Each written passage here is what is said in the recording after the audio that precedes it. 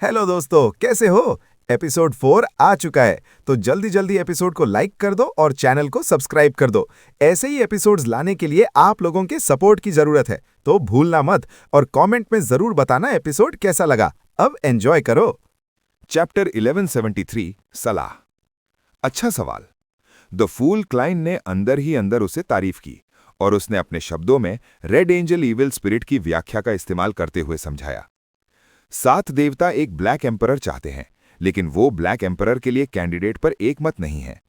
जब George the third ने secret preparation से एक बनने का टिकट हासिल कर लिया, तो 7 देवताओं के पास कोई चारा नहीं बचा था इसे एक्सेप्ट करने के अलावा, चाहे वो उसे पसंद करते हों या नहीं। तो ये स्थिति थी। द मून एमलिन और द सन डेरिक के अलावा बाकी टैरो क्लब के मेंबर्स समझ गए। उन्हें आमतौर पर समझ आया कि चर्चेज ने क्यों ग्रेट स्मॉग ऑफ बैकलैंड, फेसैशन एयर रेड से होने वाली मौतों और जॉर्ज द थर्ड की हत्या के समय इतनी कॉन्ट्रडिक्टरी तरीके से काम किया। इसके बाद उनके मन में अचानक एक सवाल आया। जब जॉर्ज द थर्ड ने पहले से तैयारियां कर ली थीं और 7 देवताओं की टैसिट अप्रूवल पाकर रिचुअल के अंतिम चरण तक पहुंच गया था, तो फिर वो क्यों फेल हुआ? उन्हें तुरंत एक जवाब सूझा, क्योंकि मिस्टर फूल इससे सहमत नहीं थे। जॉर्ज द थर्ड के ब्लैक एम्परर रिचुअल की तबाही में चर्चेज ने शायद कुछ भी नहीं किया उसे रोकने के लिए। शायद उन्होंने मिस्टर फूल के सबऑर्डिनेट्स को कुछ मदद भी की।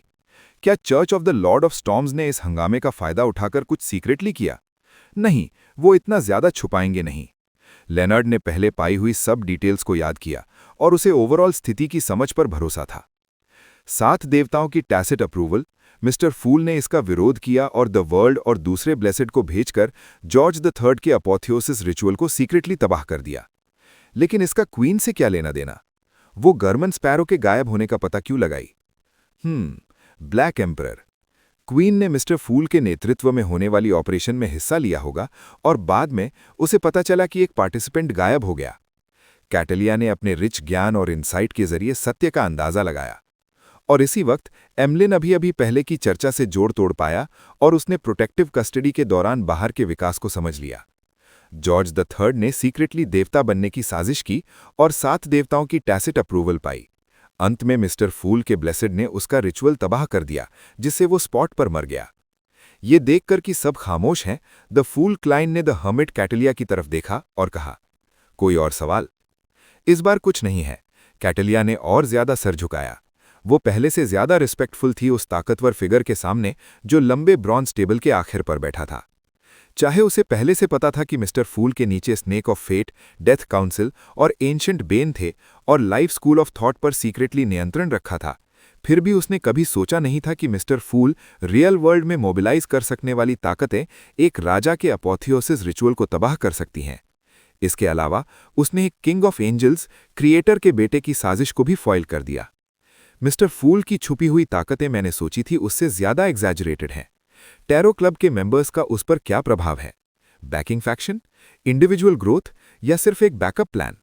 कैटलिया ने तुरंत कई चीजें सोची और एक पल के लिए भूल गई कि वो ऑलरेडी सीक्वेंस फॉर डेमीगॉड है। चाहे वो किस ऑर्गेनाइजेशन में हो, उसे अपर एशेलॉन्स का मेंबर समझा जाता। सिर्फ मिस्टर फूल ने जो दिखाया वही एक सेंट का मेंटल स्टेट घटाने के लिए काफी है। जस्टिस ऑड्री ने सिर्फ एक झलक मैडम हर्मिट पर डाली थी, तब उसका मेंटल स्टेट इंटरप्रेट किया। इस पल मिस्टर फूल ने सर हिलाया। आप शुरू कर सकते हैं।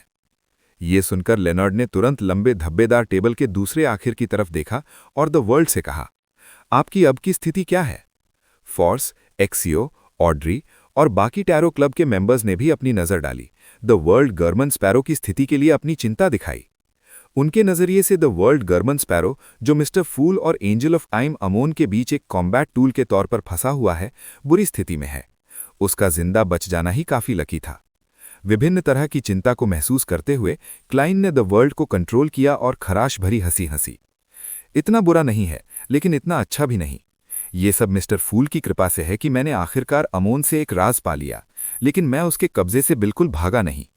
सबके जवाब का इंतजार किए बिना उसने जारी रखा, मैं अभी एक खास अटकी हुई स्थिति में हूं। मैंने मिस्टर फूल की ताकत का सहारा लेकर एक खास छिपी हुई स्थिति में प्रवेश किया और ऐसे ही अमोन के कब्जे से निकल गया। लेकिन अगर मैं इस स्थिति को खत्म कर रियल वर्ल्ड में वापस आया तो मैं सिर्फ वहीं पहुंचूंगा जहां मेरा शरीर है, और बहुत संभावना है कि अमोन अभी भी आसपास घूम रहा होगा। मैं एक हल ढूंढने की कोशिश करना चाहता हूं। मुझे जानना है कि आप लोगों की इस मामले पर क्या राय है। द वर्ल्ड गवर्नमेंट स्पैरो के शब्दों का मतलब बहुत साफ था। वो पहले खुद पर भरोसा करना चाहता था, मिस्टर फूल की मदद को अंतिम विकल्प के तौर पर छोड़कर। और उसका असली मतलब भी वही था। पहले रिस्ट्रिक्शंस को बाईपास करने का तरीका ढूंढो, और अगर उसका हल काम ना करे तब अनडेड रहने का विचार करो। हल? एल्गर और कंपनी अचानक से थोड़ा एक्साइटेड हो गए, क्योंकि उनकी दी हुई सलाह एक किंग ऑफ एंजल से लड़ने के लिए इस्तेमाल की जाएगी। अगर वो काम आई तो उनकी जिंदगी का एक प्राउड मोमेंट होगा जो जिंदगी भर याद रहेगा। ऑड्री एक्साइटमेंट में बोलने ही वाली थी जब उसने अपने शब्द वापस ले लिए। ये इसलिए क्योंकि उसे पता था कि वो रैंडम सलाह नहीं दे सकती, नहीं तो द वर्ल्ड गवर्नमेंट स्पैरो अमोन के हाथों फंस सकता है। एक्सियो ने सीरियसली सोचा और उसे एहसास हुआ कि वो कोई उपयोगी सलाह नहीं दे सकती। उसने सिर्फ ऑब्जर्व और सीखने का विकल्प चुना। क्या वही होना जरूरी है जहां आपका शरीर था? क्या आपका खून या बाल कहीं और रखा हुआ है? एल्गर ने कुछ देर सोचा और एक सवाल के जरिए एक सलाह दी। द फूल क्लाइन ने कुछ देर सोचा और द वर्ल्ड को सर हिलाने को कहा। नहीं, उसकी असली शरीर के मुकाबले एक ट्यूब खून बहुत कम था। ये सोचते हुए क्लाइन के मन में अचानक एक विचार आया। शायद मैं इन 2 ट्यूब खून को इंग्रेडिएंट्स के तौर पर इस्तेमाल कर सकता हूं। दूसरे तरीकों के साथ मिलाकर एल्केमिल लाइफ के जरिए एक नया शरीर बना सकता हूं। 2 समस्याएं हैं। पहली, एल्केमिल लाइफ में स्पिरिट बॉडी की भी जरूरत है, नहीं तो अंत में जो चीज बनेगी वो मेरा शरीर नहीं समझी जाएगी। और दूसरी, मैं कोई डेमीगॉड नहीं जानता जो एल्केमिल लाइफ पूरा कर सके। सिर्फ वो है जो बेयरली जुड़ा है फ्रैंक ले से। क्या मैं आखिर में एक मशरूम मैन बन जाऊंगा? फिर अनडेड ही अच्छा रहूंगा। क्लाइन ने सोचा तो उसका शरीर थर्रकने वाला था। द हैंग्ड मैन की सलाह को रद्द करने के बाद द हर्मिट कैटलिया ने मिस्टिसिज्म के अपने ज्ञान से शुरुआत की। उसने विचार किया और पूछा, क्या आपके पास सीक्वेंस 3 सील्ड आर्टिफैक्ट है? क्यों पूछ रहे हैं? द वर्ल्ड गवर्नमेंट स्पैरो ने पूछा। एक सीक्वेंस 3 सील्ड आर्टिफैक्ट एक खास दायरे में प्रार्थनाओं का जवाब दे सकता है। आप उसका फायदा उठा सकते हैं, कैटलिया ने सीधे शब्दों में समझाया।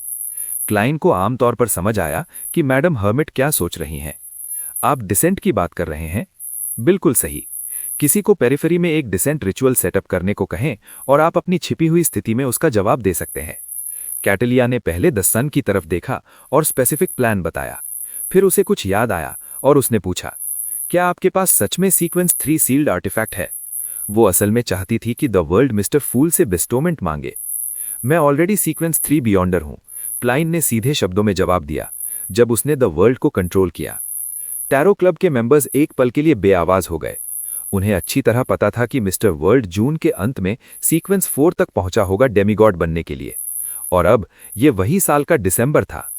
क्वीन ने कहा था कि स्नेक ऑफ फेट का खून इस्तेमाल करके एडवांस करने से मुझे दूसरों से आसान सीक्वेंस 3 क्लेयरवॉयंट बनने में मदद मिलेगी। इसके अलावा टैरो क्लब ने मुझे कई कीमती मिस्टिसिज्म नॉलेज दी। इसने पोषण हजम करने में बहुत मदद की। लेकिन इसके बावजूद मुझे सीक्वेंस 3 तक पहुंचने की कोशिश करने से पहले और आधे साल का वेट करना पड़ेगा। द हर्मिट कैटलिया ने स्वाभाविक रूप से आसपास देखा और देखा कि बाकी मेंबर्स के चेहरे पर स्ट्यूपिफाइड और ईर्ष्या से भरे एक्सप्रेशन थे। उसने खामोशी से सांस छोड़ी और कहा, क्या मेरी सलाह उपयोगी है mister world? The world government sparrow ने सर हिलाया। उस स्थिति में जवाब देने पर बहुत बड़ा रिस्ट्रिक्शन है। जब उसने डिसेंट चुना तो उसका मतलब होगा कि वो अपनी बाकी जिंदगी नहीं, आफ्टर लाइफ अनडेड रहेगा। शायद मैं दोनों तरीकों को कंबाइन कर सकता हूं।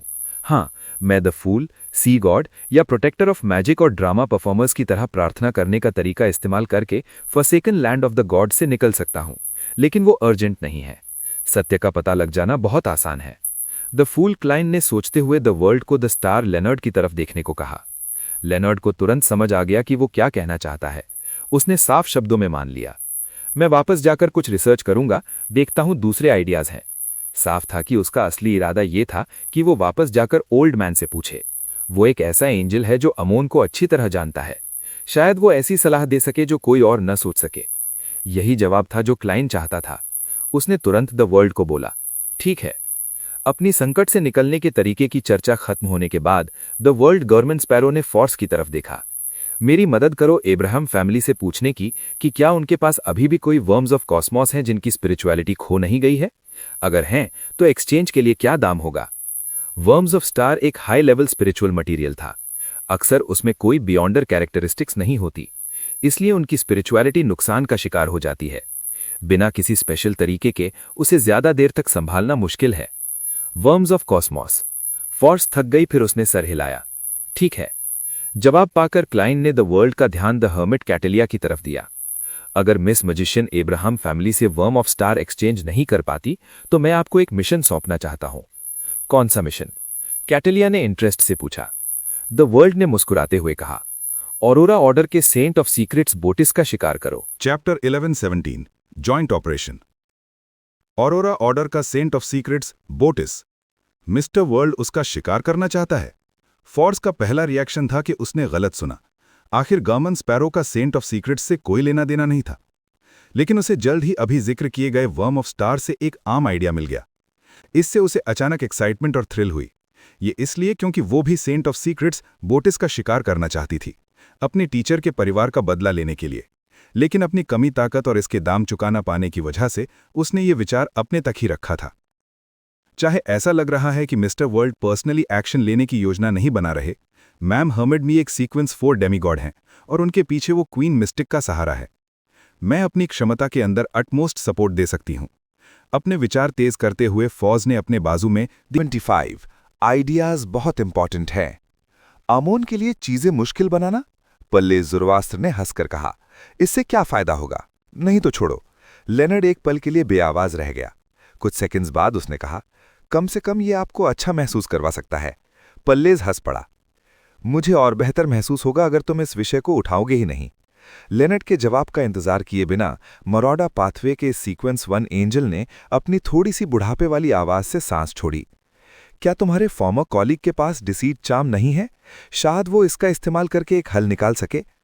बैकलैंड के आमोन अवतारों से छुटकारा पाने के बाद पुल्लेज ने लेनर्ड को 4 चार्म्स डिसीट, पैरासाइट, डिप्रिवेशन और एजिंग बनाने के लिए जरूरी गॉडहुड सिंबल्स और मैजिक लेबल्स दिए थे। लेनर्ड ने ये ज्ञान क्लाइन तक पहुंचाया और बाद वाले ने इस ज्ञान और वर्म्स ऑफ टाइम का इस्तेमाल करके एक डिसीट, एक पैरासाइट और एक डिप्रिवेशन बुलेट बनाई। बाद में उसने कोनास किलगॉर से निपटने के लिए इन्हें इस्तेमाल किया, लेकिन लेनर्ड को इसका पता नहीं था। लेनर्ड ने सोचते हुए कांपती आवाज में कहा, ओल्ड मैन, आपका मतलब है कि डिसीट चार्म का इस्तेमाल करके आमोन को बेवकूफ बनाकर लोकेशन गलत बताया जा सकता है, जिससे वो क्लाइन के भाग निकलने पर प्रभाव न डाल सके? उसके मन में पल्ले ज़ोरोआस्त्र ने तुरंत जवाब दिया, क्या तुम्हें लगता है कि मरौडा पाथवे के किंग ऑफ एंजल्स के सामने डिसीट चार्म का इस्तेमाल करना मुमकिन है? मुमकिन नहीं। लेनर्ड ने सूखी हंसी हंसी और थिक स्किन तरीके से दबाव डाला। फिर आपका क्या मतलब है?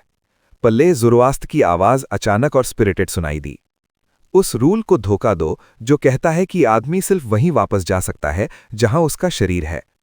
रूल को धोखा? वो भी काम करेगा? लेनर्ड ने शौक में पूछा। पल्लेज ने खुद पर हंसकर सांस छोड़ी। आमोन को धोखा देने के मुकाबले एक रूल को धोखा देना बहुत आसान है। आखिर इस दुनिया के नीचे पागलपन और हंगामा है। ये स्टेटमेंट सुनकर लेनर्ड एक पल के लिए स्पीचलेस रह गया।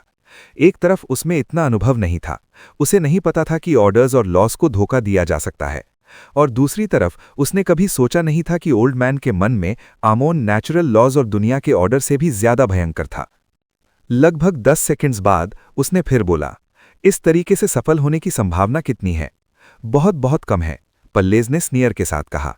लेकिन आमोन के अवतार से बने वर्म ऑफ टाइम से बने डिसीट चार्म से दुनिया के ऑर्डर को ऐसे धोखा देने की प्रोबेबिलिटी भी बहुत बहुत कम है। इसलिए मेरी सलाह अब भी यही है कि वो द फूल से मदद मांगे और टाइम बर्बाद मत करो। आमोन से लड़ते वक्त जितनी देर होगी उतना ही खतरनाक होगा। लेनर्ड ने कुछ देर तक विचार किया, फिर सहमति में सर हिलाया। समझ गया, मैं उसे ऐसा करने की सलाह दूंगा। बिल्कुल, वो ओल्ड मैन की सजेस्ट की गई हाईली इम्प्रॉबेबल मेथड का जिक्र करना नहीं भूला। अच्छा है कि समझ गए। सीरियसली, एक बूढ़े आदमी की पढ़ाई में दखल? पल्लेज के मंबल करते हुए उसकी आवाज धीमी होती गई और लेनर्ड के मन से गायब हो गई। 7 पिंस्टर स्ट्रीट पर कॉफी टेबल पर रखी गई न्यूज़पेपर अचानक उठी और ऑटोमेटिकली सोफा के ऊपर फैल गई। डिसीट चार्म का इस्तेमाल करके ये रिक्वायरमेंट धोखा दूं कि मैं सिर्फ वहीं जीत सकता हूं जहां मेरा असली शरीर है? भूतिए धुंध के ऊपर प्राचीन महल में क्लाइन ने पल्ले ज़ोरोआस्त्र की सलाह अपने शब्दों में बनाई। जैसे ही उसने बात खत्म की, उसे वो एनिमल हाइड लैंटर्न याद आई जो जल रही थी। आमोन ने नेचुरल लॉस को धोखा दिया, जिससे कैंडल एक मैजिकल स्थिति में रही और 1 हफ्ते तक बिना फ्यूल के जलती रही। उसकी आंखें चमक उठीं। उसने कांपती आवाज में कहा, ये लाइन ऑफ थॉट सिर्फ मरौडर पाथवे का एंजल तुरंत सोच सकता है। शायद इम्पॉसिबल ना हो ये। पल्लेस की तरह उसे भी महसूस हुआ कि आमोन से निपटने के मुकाबले नेचुरल लॉस से निपटना बहुत आसान था। उम्मीद देखकर उसने तुरंत पॉसिबल नतीजे का एनालिसिस किया। चाहे मैंने डिसीड बुलेट इस्तेमाल कर चुका हूं, मैं उसे हिस्टोरिकल वॉइड से बुला सकता हूं। आखिर इफेक्ट्स खत्म होने से पहले मैं जरूर अपना शरीर बना लूंगा और जीतने में सफल हो जाऊंगा। नेचुरल लॉस सच में रहम के काबिल हैं। न सिर्फ उन्हें धोखा दिया जाएगा, बल्कि उन्हें धोखा देने के लिए इस्तेमाल की गई चीज भी नकली है। सिर्फ एक समस्या है कि शायद बुलेट मिस्टिसिज्म लॉ को धोखा न दे पाए। तब भी कोनास किलगौर से निपटना थोड़ा मुश्किल था। अपने विचारों के बीच उसने आसपास धीरे धीरे देखा और धीरे धीरे इंस्पिरेशन हासिल की। वो था सेफिरा कासल का इस्तेमाल करना। सेफिरा कासल पर इनिशियल कंट्रोल पाकर अब वो यहां सीक्वेंस 2 एंजल की ताकत मोबिलाइज कर सकता था। और पहले जिस चीजों से उसका सामना हुआ था, उसने ये समझाया कि सेफिरा कासल की अथॉरिटी की सीयर, अप्रेंटिस और मरोडा की 3 पाथवेज पर स्पैन होने की ज्यादा संभावना थी। इससे संबंधित बियॉन्डर्स पर कन्वर्जेंस इफेक्ट पैदा हो सकता था और इसने आमोन का ध्यान क्लियरली अट्रैक्ट किया था। यानी क्लाइन को शक था कि सेफिरा कासल के पास ये तीनों पाथवेज की ताकत एक साथ थी, लेकिन एक सीयर होने के नाते वो ताकत जो वो हिला सकता था वो ज्यादातर इस डोमेन में कॉन्सेंट्रेटेड थी। डिसीड बुलेट के नाम के मीडियम की मदद से मैं शायद सेफिरा कासल की दूसरी ताकतों को हिला सकता हूं। जब मैं सीयर डोमेन में कुछ मिरेकल्स इस्तेमाल कर सकता हूं, तो मरोडा पाथवे से एंजल लेवल की ताकत होना एक हाईली रीजनेबल डिडक्शन है। सिर्फ एक समस्या है कि किसी सफिशिएंट लेवल का मीडियम होना जरूरी है। इस तरह मुझे उस रूल को धोखा न दे पाने की चिंता नहीं करनी पड़ेगी। जब उसके विचार रोशन हुए तो उसने सीरियसली एक प्लान बनाने का काम शुरू किया। उसने मिस्टिसिज्म लॉस को अपना टारगेट बनाया और एक स्कैम बनाने की कोशिश की। मुश्किल कम करने के लिए एडिशनल प्रिपरेशंस होनी चाहिए। मैं कुछ नहीं से कुछ नहीं धोखा दे सकता, कम से कम जब तक मैं आमोन का असली शरीर ना बन जाऊं। हाँ, मैं लिटिल सन को एक ट्यूब मेरा खून दान करूंगा। मैं एक फेक रिस्पॉन पॉइंट बनाऊंगा जो रेंज से आगे हो, और फिर डिसीड बुलेट को ट्रिगर के तौर पर सेफिरा कासल में मौजूद संबंधित एंजल लेवल की ताकतों को हिलाकर उस रूल को मिसडायरेक्ट करूंगा और उसे फेक रिस्पॉन पॉइंट को असली समझाऊंगा, जबकि असली वाला फेक बन जाएगा। उसने डिटेल्स को थोड़ा थोड़ा करके आउटलाइन किया, और जब आखिरकार उसके विचार आकार में आए तो क्लाइन ने तुरंत अपने और उस जगह के बीच मिस्टिसिज्म कनेक्शन का इस्तेमाल करके अपनी ट्रू विजन से असली स्थिति देखी। उसने देखा कि ग्रे येलो धुंध काफी पतली हो गई थी और वो गहरी खाई जो चेरनोबिल को छिपाए हुए थी पहले जैसी थी। पता नहीं कहां से आमोन, जो पॉइंटेड हैट और मोनोकल पहने हुए था, एक पत्थर छीन कर उस जगह पर रखा जहां क्लाइन मरा। वो इस पर बैठकर सहानुभूति से एक इंसानी चमड़ी के ग्लव के साथ खेलने लगा। वो कभी ग्लव की उंगली मोड़ता तो कभी उसे खींचता, जैसे वो ऐसा करते हुए 100 साल गुजार सकता था। लगभग 1 किलोमीटर दूर ग्रे येलो धुंध में एक खास जगह पर 3 आमोन काले क्लासिक मेज रोब्स में एक पत्थर के गिर्द बैठकर सीरियसली पोकर कार्ड्स खेल रहे थे। कभी कभी वो अपना मोनोकल एडजस्ट करते। इस विशाल मैदान में कहीं और आमोन अकेले या ग्रुप में आराम से घूम रहे थे, सोचकर कुछ लिख रहे थे या एक दूसरे से हर तरह के सवालों पर चर्चा कर रहे थे। अंधेरे और खतरनाक फोसेकन लैंड ऑफ द गॉड्स में इतना सामंजस्यपूर्ण दृश्य था। बेहतर होता अगर वो युवक लड़के एक जैसे नहीं होते, क्लासिक काले रोब्स, पॉइंटेड हैट्स और मोनोकल्स पहने हुए, एक जैसे काले बाल, काली आंखें, चौड़े माथे और पतले चेहरे। जैसे ही क्लाइन ने और ज्यादा ऑब्जर्वेशन करने की कोशिश की, पत्थर पर बैठा आमोन अचानक से सर उठाया। उसने अपना क्रिस्टल कार्व्ड मोनोकल एडजस्ट करके उसकी तरफ देखा। पूरे मैदान में सारे आमोन ने हिस्ट्री की धुंध के सबसे ऊंचे पॉइंट की तरफ देखा। क्लाइन ने तुरंत अपनी नजर वापस खींच ली और कनेक्शन काट दिया। सिटी ऑफ सिल्वर में डेरिक बर्ग स्पायर की चोटी पर पहुंचा और चीफ कॉलिन इलियार्ड से मिला। योर एक्सेलेंसी, मैं ब्लेसिंग्स की प्रतिज्ञा पा चुका हूं, डेरिक ने सीधे शब्दों में कहा। सफेद बालों और चेहरे पर पुराने दाग वाले कॉलिन इलियार्ड को आशूर आराम महसूस हुआ। उसने धीरे से सर हिलाया। अच्छा है, अच्छा है। उसने रेयर इंस्टेंस में सेंटेंस दोहराया। एक एक्सीलेंट डीमन हंटर और सिटी ऑफ सिल्वर के चीफ होने के नाते वो हमेशा पेशेंट रहा है, कभी अननेसेसरी रिस्क्स नहीं लेता। इसलिए द फूल का अचानक जवाब न आने पर उसने तुरंत ट्रू क्रिएटर की तरफ नहीं मुड़ा और उसने सहानुभूति से 1 और महीने तक इंतजार करने का निर्णय लिया। 2000 साल से डार्क एजेस में इंतजार कर रही सिटी ऑफ सिल्वर के लिए 1 महीना ऐसी चीज थी जो एक्सेप्ट की जा सकती थी। डेरिक के जवाब का इंतजार किए बिना डीमन हंटर कॉलिन खिड़की से दूर हुए और शांत लहजे में बोला, पहले वापस जाओ, मैं एडवांसमेंट रिचुअल की तैयारी शुरू करने जा रहा हूं। डेरिक ने चीफ की तरफ देखा और दिल से कहा, आप जरूर सफल होंगे। उसने और देर नहीं की। उसने तुरंत स्पायर छोड़ी और घर वापस आया। रिचुअल फिर से सेटअप करने और शिकार किए गए 6 पावरफुल लाशें सही जगह पर रखने के बाद कॉलिन इलियार्ड ने पोशन कंकॉक्ट करने का काम शुरू किया। ये सब कुछ हो जाने के बाद सिटी ऑफ सिल्वर चीफ ने आंखें बंद की और सर झुकाए जोटुन भाषा में जाप किया। The fool that doesn't belong to this era, the mysterious ruler above the grey fog, the king of yellow and black who wields good luck. भूतिए धुंध के ऊपर क्लाइन ने प्रकाश की लहरें निकलते देखीं जब उसने थोड़ी सी आदर्श प्रार्थना सुनी। उसने तुरंत एक पेपर फिगरीन बुलाई और सेफिरा कासल की ताकत उसे इसके साथ मिला दी और उसे प्रेयर सर्कल में फेंक दिया और साथ ही सिटी ऑफ सिल्वर के चीफ को मार्क कर दिया।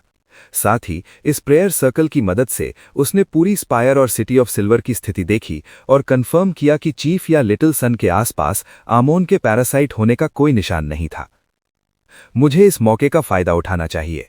क्लाइन ने तुरंत द वर्ल्ड गर्मन स्पैरो मटीरियलाइज किया और उसे प्रार्थना की स्थिति में डाल दिया।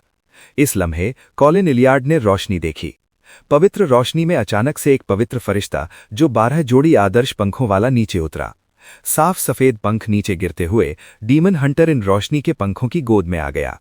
ये मिस्टर फूल की ब्लेसिंग चैप्टर थी। 1176 छौल। फरिश्ते की गोद में कोलिन इलियार्ड हैरान नहीं हुआ। उसने हर चीज को शांत चेहरे के साथ एक्सेप्ट कर लिया, जैसे वो पहले से ही तैयार था। रिचुअल शुरू हुआ। उसने एक कदम आगे बढ़ाया, सिल्वर नाइट पोशन उठाई और अपने मुंह में डाल दी। बिना कोई आवाज इस डीमन हंटर का शरीर फूल गया, एक ग्रे नीला राक्षस बन गया जिसे नीली काली वेन्स ने घेर लिया।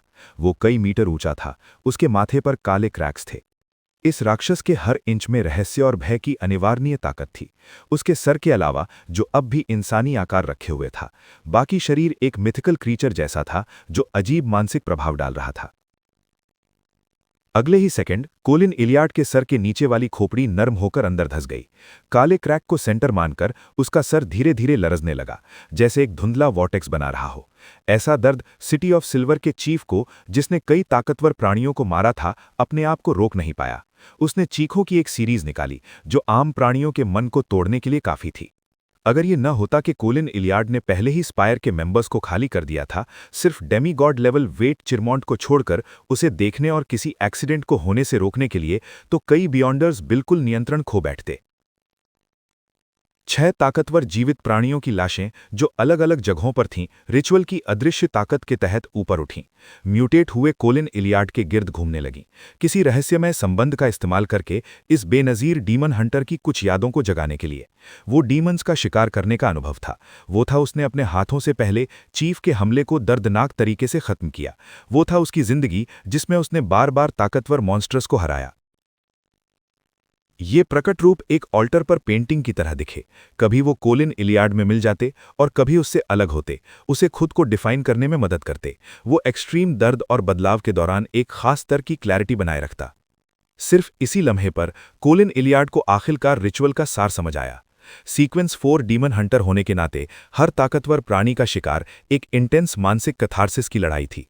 इसने उसकी जिंदगी में गहरी छाप छोड़ी। इन ताकतवर मानसिक छापों के साथ वो पोषण पीने के बाद खुद को लोकेट कर पाया और दर्द और पागलपन में खो नहीं गया।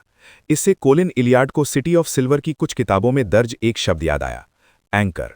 सीक्वेंस 3 पर उसे किसी मायने में एक देवता समझा जाता। वो एक खास दायरे में प्रार्थनाओं का जवाब दे सकता था, इसलिए एक एंकर की जरूरत थी। क्योंकि ये एक एंजल का स्तर नहीं था, इसलिए एंकर जरूरी नहीं था कि वो एक भक्त हो। उसे दूसरी चीजों से बदला जा सकता था, जैसे कि जिंदगी की साफ निशान जो मिस्टिसिज्म में अर्थ रखते हों। जागी हुई यादों में कोलिन इलियार्ड धीरे धीरे अपनी सेल्फ अवेयरनेस वापस पाने लगा। उसने फिर से अपने शरीर को महसूस किया और उसके बदलाव को पकड़ा। तुरंत ही आदर्श रोशनी से बनी परतों की एक लेयर उसके पीछे से फैली। ये आसपास की पेंटिंग से मिलकर कॉन्स्टेंटली अंदर की ओर सिकुड़ने लगी। कोलिन इलियार्ड के शरीर की सतह गिरकर एक चांदी का आर्मर बन गई जो मजबूत और सुंदर थी, लेकिन इसमें कोई वजन नहीं था।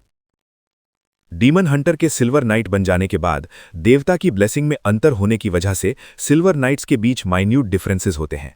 पहले किंग कोर्ट के चेजर्स का लीडर लाइट कलर मुर्सुगान जायंट किंग की ब्लेसिंग्स पाता था, इसलिए सिल्वर नाइट डोमेन के विभिन्न पहलू बहुत ज्यादा मजबूत थे। दूसरी तरफ कोलिन इलियार्ड कभी कभी अपना शरीर एक सिल्वर रेपियर में घुट सकता था जो टेलीपोर्ट कर सकती थी। युद्ध के दौरान वो अटैक के दौरान रैंडमली अपीयर होती, बेनिफिशियल टेंडेंसीज के साथ अनजाने बदलाव लाती। इसके अलावा वो मर्क्यूरी लिक्विफिकेशन इस्तेमाल करते वक्त एक खास यूनिकनेस भी पा सकता था। जब चांदी का आर्मर आखिरकार आकार में आ गया, कोलिन इलियाड अपनी एडवांसमेंट पूरी कर चुका था। सिर्फ एक ऊंची आंख न होने के अलावा वो एक मिथिकल क्रीचर के बराबर था। इस लम्हे उसने अपना राइट हैंड उठाया और एक तरफ झाला दिया। सिटी ऑफ सिल्वर के बाहर एक छोटी पहाड़ी पर एक चांदी की धारा अचानक से हवा में फूटी। इसने आसपास की हर चीज को चीर दिया, छोटी पहाड़ी को 2 हिस्सों में बांट दिया। कोलिन इलियाड के सिल्वर नाइट बनने के दौरान डेरिक बर्ग ने बिस्टोमेंट रिचुअल पूरा किया और एक छोटा मेटल ट्यूब पाया। सिटी ऑफ सिल्वर के चीफ द्वारा एबनॉर्मलिटीज पैदा करने और ज्यादा ध्यान खींचने की मौका पाकर क्लेन ने अचानक भूतिए धुंध के ऊपर वाले प्राचीन महल में हाथ बढ़ाया। उसने हिस्टोरिकल वॉइड से एक बुलेट और डेथ नेल बुलाई।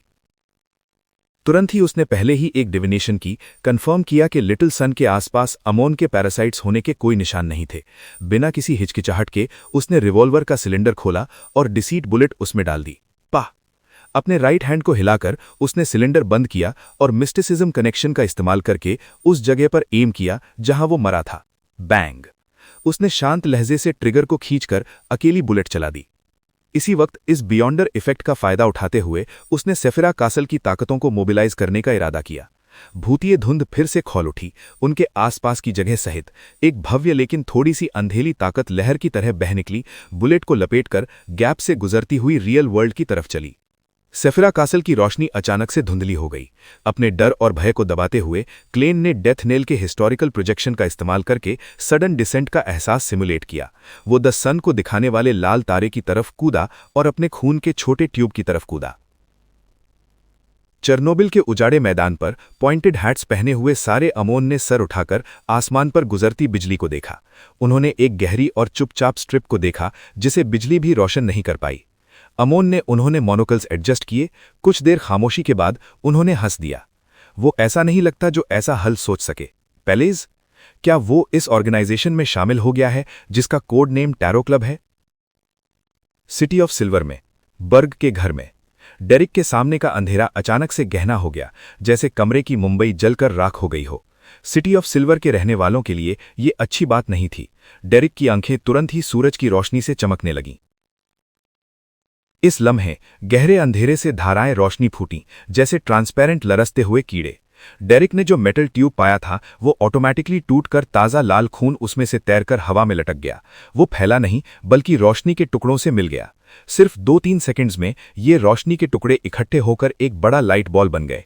गोल लाइट बॉल फैला और बदला, जल्दी ही एक फिगर बन गया। फिगर की गहरी आउटलाइन और ठंडे एक्सप्रेशन थे। उसने सिल्क का हाफ टॉप हैट और एक ब्लैक आयरन ब्लैक रिवॉल्वर पकड़ा हुआ था। ये और कोई नहीं, गर्मन स्पैरो था। मिस्टिसिज्म के लॉज को सफलता से धोखा देकर क्लेन ने अपने पुराने खून की मदद से अपना रीसरेक्शन पूरा कर लिया। बिना किसी इंट्रोडक्शन की जरूरत डेरिक ने पहचान लिया आए हुए मेहमान को उसकी स्पेशल टेम्परामेंट से। एक पल थकने के बाद उसने स्वाभाविक रूप से एक रोक न सकने वाली मुस्कुराहट दिखाई। Mister world? क्लेन ने सर थोड़ा सा उठाकर लिटिल सन को देखा जो लंबा लग रहा था। उसने स्वाभाविक रूप से हाथ बढ़ाया और अपना टॉप हैट दबा दिया। फिर उसने धीरे से सर हिलाया और कहा, मैं इस पीरियड के दौरान forsaken land of the gods में रहूंगा। लेकिन अब मुझे जाना होगा। मैं अमोन को सिटी ऑफ सिल्वर में नहीं ला सकता। अगर फ्यूचर में मौका मिला तो मैं आपके साथ कोऑपरेट करूंगा। मिस्टर वर्ल्ड का मतलब समझकर डेरिक ने भारी से सर हिलाया और कहा, बिल्कुल। जब ही क्लेन ने अपना राइट हैंड उठाया और फ्लेमिंग जंप से जाने के लिए फिंगर स्नैप करने वाला था, डेरिक ने उसे देखा और अचानक कमरे के स्टोरेज कैबिनेट की तरफ इशारा किया। मिस्टर वर्ल्ड, क्या आपको कुछ खाना साथ ले जाना होगा? वहां मशरूम्स हैं जो दूध दे सकते हैं। ... क्लेन ने खुद को कंट्रोल किया, अपने होठों को थरकाने नहीं दिया। उसने अपना कोल्ड एटीट्यूड बनाए रखा और कहा, मैं दूध नहीं पीता। जैसे ही उसने बात खत्म की, उसने फिंगर स्नैप की। एक स्कारलेट आग उसके पॉकेट से बाहर आई और उसे पानी की तरह लपेट लिया। आग जल्दी से फॉलिंग स्टार्स की तरह बिखर गई और क्लेन की फिगर डेरिक बर्ग के कमरे से गायब हो गई। सिटी ऑफ सिल्वर के बाहर एक डिफॉर्म्ड जंगल में आग कंटिन्यूअसली चमकती रही, उत्तर की ओर जाने वाले मैदान तक फैल गई।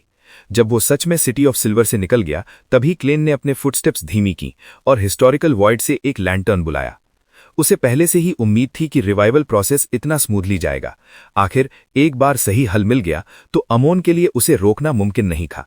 सिटी ऑफ सिल्वर में अमोन के पास सिर्फ कुछ अवतार सीक्वेंस 4 या 3 स्टार के थे, इसलिए क्लेन अपनी ट्रू विजन का इस्तेमाल करके उन्हें लोकेट और पहले ही खत्म कर सकता था। और अगर वो सीक्वेंस 2 स्टार का अवतार बना पाते तो क्लेन, जिसने सेफिरा कासल पर इनिशियल कंट्रोल पाया था, एक एंजल की ताकत हिला सकता था। उसे ऐसे अवतार से आसान युद्ध करने देता हुआ जब वो भूतिए धुंध के ऊपर हो, और हराया नहीं जा सकता क्योंकि उस पर हमला नहीं किया जा सकता। उसे अपने ओपोनेंट को हराने का भरोसा था। अगर अमोन उन्होंने अपना रियल शरीर सिटी ऑफ सिल्वर ले आते तो क्लेन अपनी ओरिजिनल जगह पर जीतने का विकल्प चुन सकते थे। बिल्कुल, अमोन सीक्वेंस 1 के करीब का अवतार बना सकते थे और उन्होंने सिटी ऑफ सिल्वर भेज सकते थे, लेकिन बियॉन्डर कैरेक्टरिस्टिक्स के कॉन्जर्वेशन के प्रेमाइस पर उन्होंने कितने अवतार बना सकते थे? 2 से ज्यादा नहीं। क्लेन के लिए वो अपना बचा हुआ खून मल्टीपल हिस्सों में बांट सकता था। वो बेस्टोमेंट रिचुअल का इस्तेमाल करके उसे मिस्टर हैंग्डमैन, मैडम हर्मिट और द स्टार लेनर्ड तक पहुंचा सकता था। जीतने की काफी जगह थी, इसलिए अमोन के लिए उन सब की रक्षा करना मुमकिन नहीं था। ये एक अबव बोर्ड चाल थी जो उसके अपने स्तर, बियॉन्डर पावर्स और सेफिरा कासल की स्पेशल एबिलिटी पर आधारित थी। खुद को जीतने की कोशिश करने से पहले क्लेन नतीजे के बारे में काफी सर्टेन था। सिर्फ एक चीज की चिंता थी कि डिसीट अमोन द्वारा पहले ही पकड़ ली जाए, जिससे वो टाइमली इंटरफेयर कर सके, उसका रीस्पॉन लोकेशन बदल दे। किस्मत से उसकी डिविनेशन ने कंफर्म किया था कि खतरे का स्तर ज्यादा नहीं था। यही एक कारण था कि उसने कोशिश करने की हिम्मत की। फूह, मैं सच में अमोन से भाग गया। धीमी पीली रोशनी में आगे बढ़ते हुए क्लेन ने अपने शरीर की मौजूदगी को महसूस किया और उसने सांस छोड़कर आराम किया। बिल्कुल, उसे अच्छी तरह से पता था कि उसे अमोन के मेन बॉडी और विभिन्न अवतारों के रिलेंटलेस परस्यूट का सामना करना होगा। गहरी खाइयों से भरे उजाड़े मैदान पर अमोन अलग अलग जगहों पर खड़ा था। उन्होंने अपने मुंह खोलकर जोटन भाषा में जाप किया।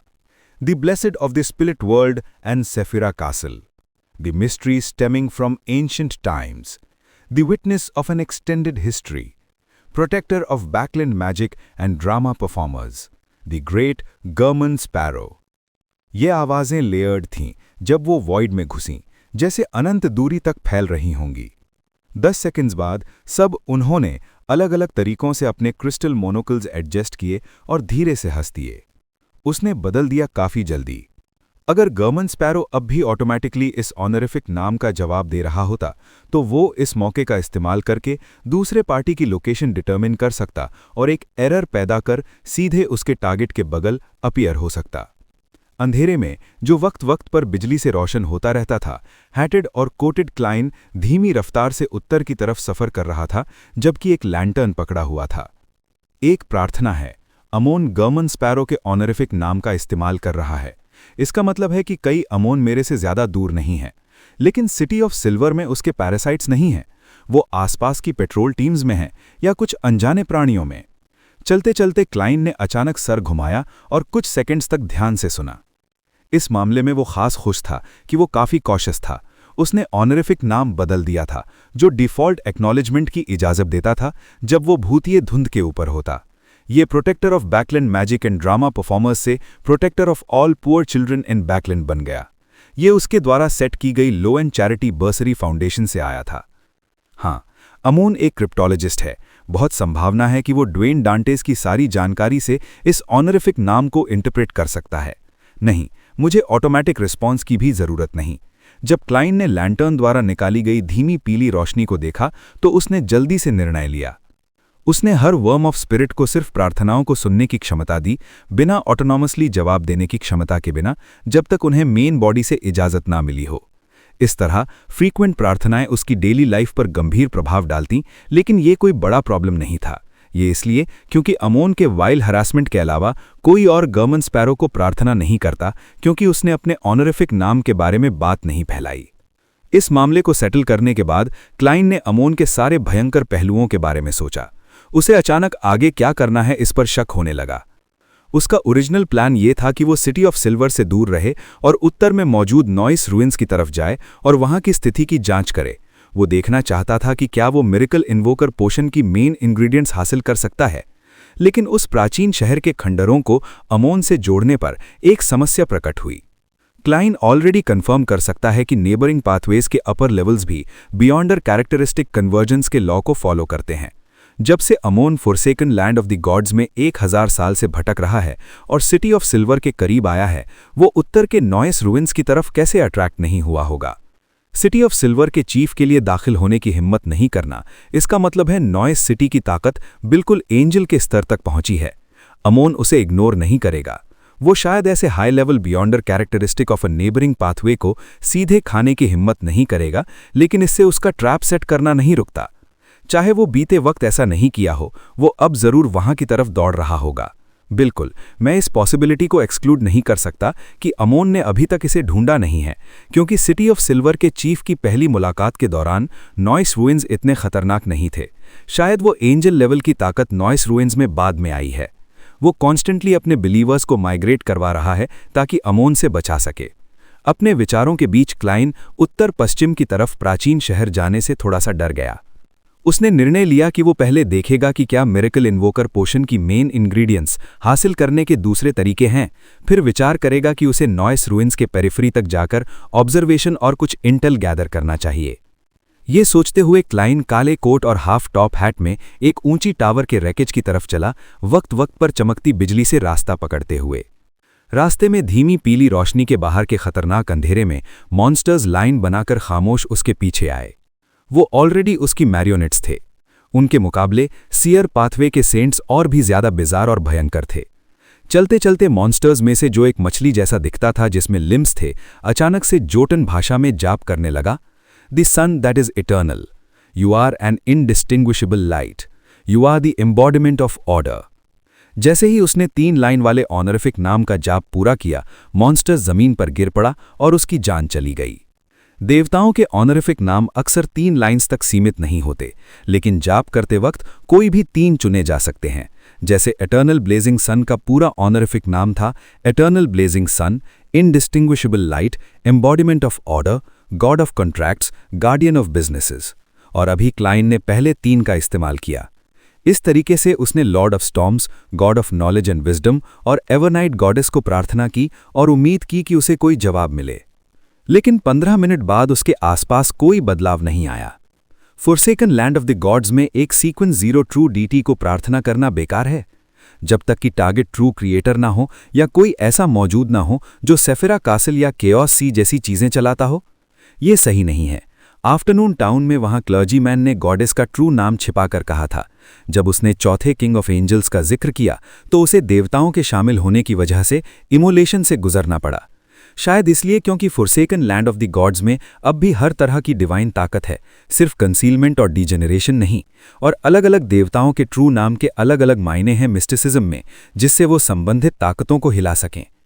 इस तरह ये समझाया जा सकता है कि सिटी ऑफ सिल्वर बैदहेल और हेरा बर्गन के 2 ट्रू नाम सिखाता रहा है, लेकिन उन्होंने गॉड ऑफ कॉम्बैट या God of knowledge and wisdom से कोई संबंध स्थापित नहीं किया। फोर्सेकन लैंड ऑफ द गॉड्स की प्रार्थनाएं ट्रू डीटी सुन नहीं पाती, या चाहे वो सुन भी लें वो जवाब नहीं दे पाते। इसका मतलब ये भी है कि गॉड ऑफ कॉम्बैट या God of knowledge and wisdom की कोई रेमिनेंट ताकत नहीं है, नहीं तो कुछ अनुकूलता आई होती। हाँ, ये भी मुमकिन है कि इसलिए नहीं क्योंकि कोई अनुकूलता नहीं है, बल्कि सिटी ऑफ सिल्वर की 2 grade 0 sealed artifacts, god level sealed artifacts ने उन्हें एलिमिनेट कर दिया है। अगर ऐसा है तो अगर मैं गॉडेस का ट्रू नाम सीधे जाप करूं तो क्या मैं आसपास के अंधेरे और कंसीलमेंट को हिला दूंगा? अगर इस तरह की ताकत को कंट्रोल किया जा सके तो मुझे अमोन के पीछे पड़ने पर एक एडिशनल इफेक्टिव ट्रम्प कार्ड मिल जाएगी। प्रोबेबिलिटी बहुत ज्यादा नहीं है। देवता का ट्रू नाम सीधे जाप करना एक ब्लास्फेमी का एक्ट है और उसका नतीजा करेस्पॉन्डिंग बैकलैश होगा, बिल्कुल आफ्टरनून टाउन के क्लर्जीमैन की तरह। अपनी लॉजिक और देखे गए फिनोमिनन के आधार पर क्लाइन ने प्रेजेंट सिचुएशन की एक थ्योरी बनाई। वो हर उस ट्रू नाम को जो वो जानता था एक एक करके पढ़कर उनके इफेक्ट्स चेक करने के लिए ईगर था। अंत में उसने खुद को रोक लिया और ब्लाइंडली अटेम्प्ट्स नहीं किए। बेहतर होगा मैं भूतिए धुंध के ऊपर जाकर पहले एक डिविनेशन कर लूं, नहीं तो पता नहीं क्या अनबेरेबल एक्सीडेंट हो जाए। देवताओं से जुड़ी डिविनेशन साफ रेवलेशन नहीं दे सकती। अंदर ही अंदर कुछ देर तक मटर करने के बाद क्लाइन ने अपनी इम्पल्सिवनेस पर हंसी उड़ाई।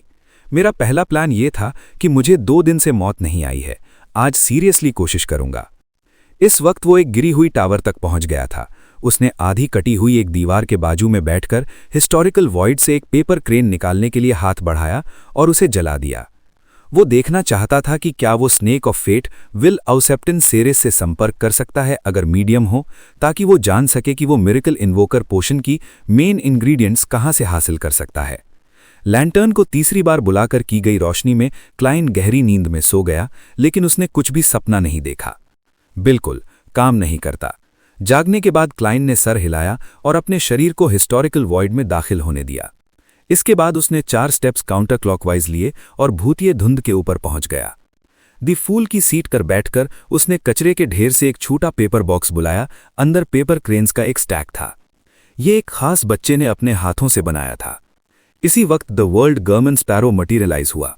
उसने भूतिए सफेद क्षेत्र में मिस्टर फूल को प्रार्थना की और सी से रिक्वेस्ट की कि वो उसकी रिक्वेस्ट मिस जस्टिस तक पहुंचा दे, कहते हुए कि ये एक्ट उसे मैनिपुलेटर पोशन फॉर्मूला एक्सचेंज के लिए कॉन्ट्रीब्यूशंस करने में मदद करेगी।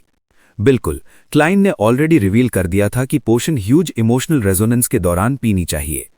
बैकलैंड, एम्प्रेस बुरो हॉल परिवार की आलिशान मैंशन के अंदर ऑड्री फिर से अपने बेडरूम में वापस आई और बेस्टोमेंट रिचुअल सेट किया पेपर क्रेन पाने के लिए।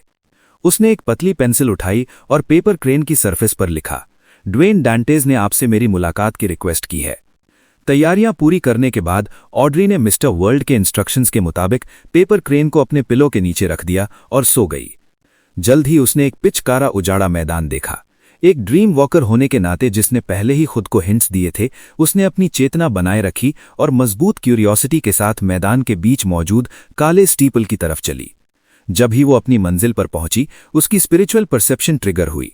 उसने सर उठाया और स्टीपल की चोटी की तरफ देखा। किसी वक्त वहां एक विशाल चांदी का सांप लटका हुआ था। इस विशाल सांप पर कोई स्केल्स नहीं थे। इसके शरीर पर सिंबल्स और पैटर्न्स थे जो आपस में जुड़े हुए व्हील्स बनाते थे, अलग अलग लेबल्स के साथ। इस लम्हे जाइगेंटिक सांप अपनी ब्राइट लाल और ठंडी आंखों से ऑड्री को घूर रहा था। उसने कांपती आवाज में कहा, ड्वेन डांटेस क्या चाहता है? ये वही फरिश्ता है फेट पाथवे का जिसने मैम हर्मिट को एक बूंद खून दिया था।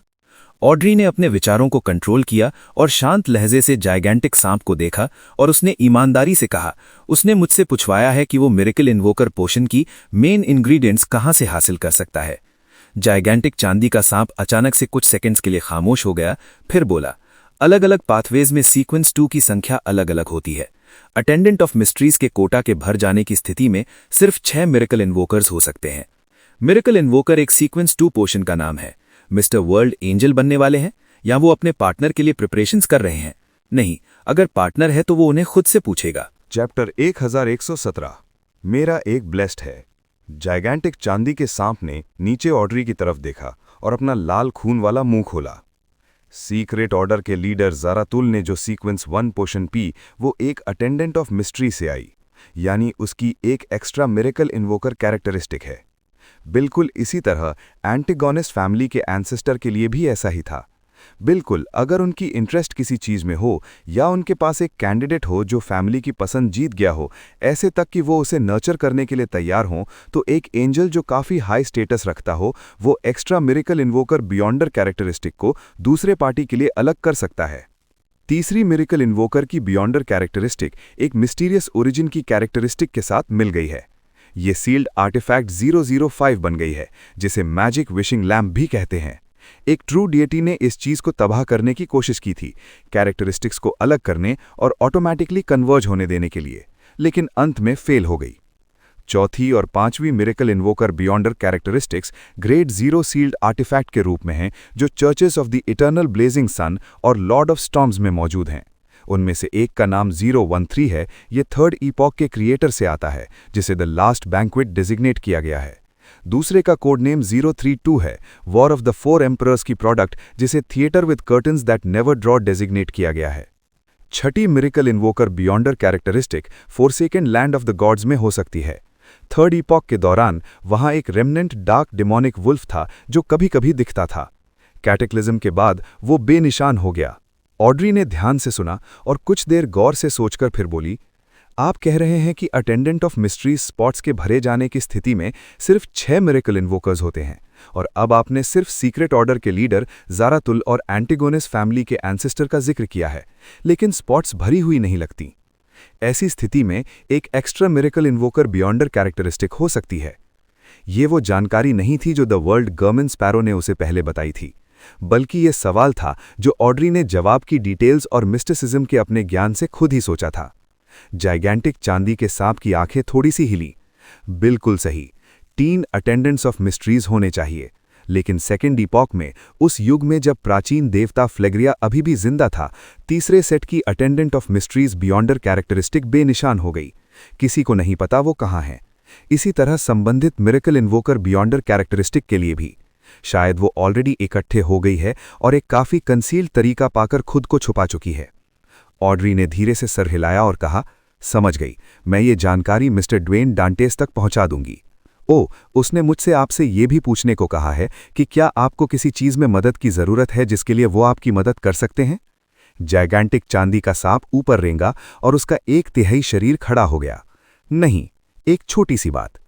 हाँ, मेरा एक ब्लेस्ड है जो एक आउटस्टैंडिंग गौर में है।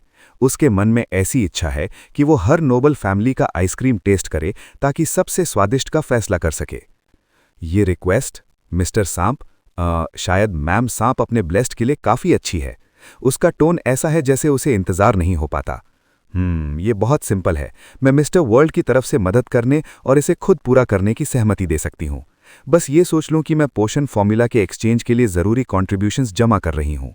ऑड्री में सोच समझकर कहा, कोई प्रॉब्लम नहीं, लेकिन मैं उसे आइसक्रीम कैसे भेजूं?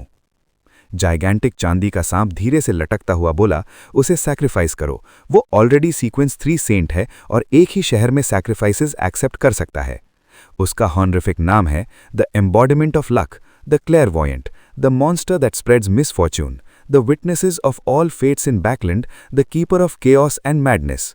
एक नॉर्मल सीक्वेंस 3 के बीच और इस हॉनरिफिक नाम के बीच अंतर है। अंत में कोई नाम नहीं है। ऑड्री की आंखें थोड़ी सी फिरीं, लेकिन उसने कुछ नहीं कहा और सहमति में सर हिलाया। Keeper of chaos and madness, will के अंत वाला हॉनरिफिक नाम काफी इंटरेस्टिंग है। ये स्नेक ऑफ फेट का हॉनरिफिक नाम नहीं होगा, बल्कि कुछ जो उसने इस्तेमाल किया जब वो सीक्वेंस 3 था। बाद में कुछ ट्वीक्स की गई हैं। मॉन्स्टर पाथवे केओस और मैडनेस पर नजर रखती है, या ये कहा जा सकता है कि इस दुनिया में फेट के लिए भी जो लोग नीचे के सीक्वेंसेस में हैं वो केओस और मैडनेस में हैं। मॉन्स्टर्स इस सब का विरोध करने की कोशिश कर रहे हैं, सब कुछ नॉर्मल लगवा रहे हैं। मिस जस्टिस का जवाब सुनकर क्लेन को विल ऑसेप्टिन की आइसक्रीम की रिक्वेस्ट अजीब नहीं लगी, बल्कि उसे life school of thought president का हॉनरिफिक नाम काफी इंटरेस्टिंग लगा। ब्लेस्ड होना, ये ऐसा है जैसे कहना मुझे कोई जानता है। नहीं, मेरा एक असली ब्लेस्ड है, डैनेट्स। बाद में मैं इस फेलो से कुछ खाने के लिए सैक्रिफाइस करवाऊंगा।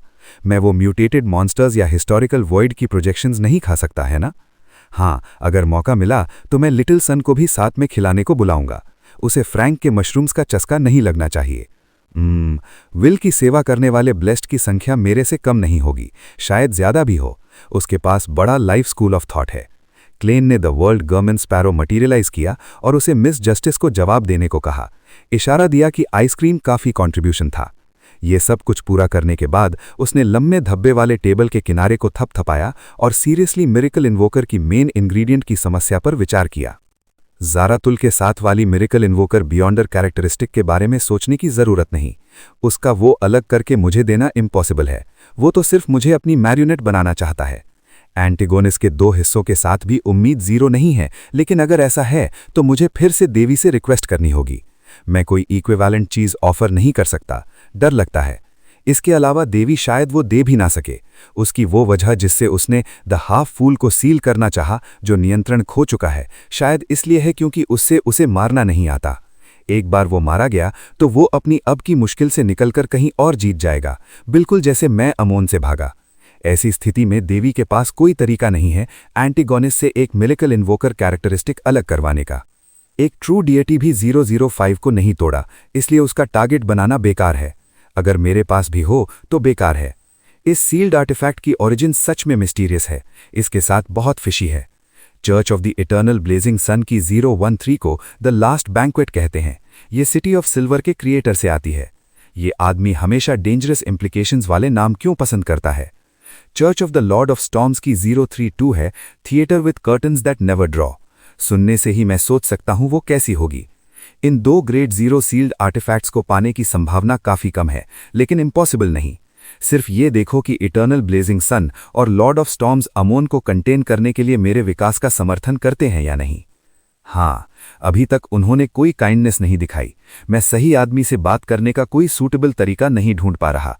मैं संभव नहीं कर सकता कि फिर से इटर्नल ब्लेजिंग सन पर डिविनेशन करके स्पेस के जरिए उससे बात करूं, है ना? अगर ऐसा हो तो बेहतर है कि वो सीधे सेफिरा कासल में घुस जाए और इस स्थान का नियंत्रण ले ले। अगर मैं मिस्टर हैंग्ड मैन को नर्चर करूं और इंतजार करूं जब तक वो एक ग्रेड 0 सील्ड आर्टिफैक्ट से संपर्क करने के लायक हो जाए, तो मैं शायद अमोन बन चुका हूं। जब true deity attendant of mysteries की तीसरी कैरेक्टरिस्टिक का एक क्लू जानता है, उसका डिवाइन किंगडम और Holi residence forsaken land of the gods में है। ये दोनों किसी न किसी तरह से जुड़े हो सकते हैं।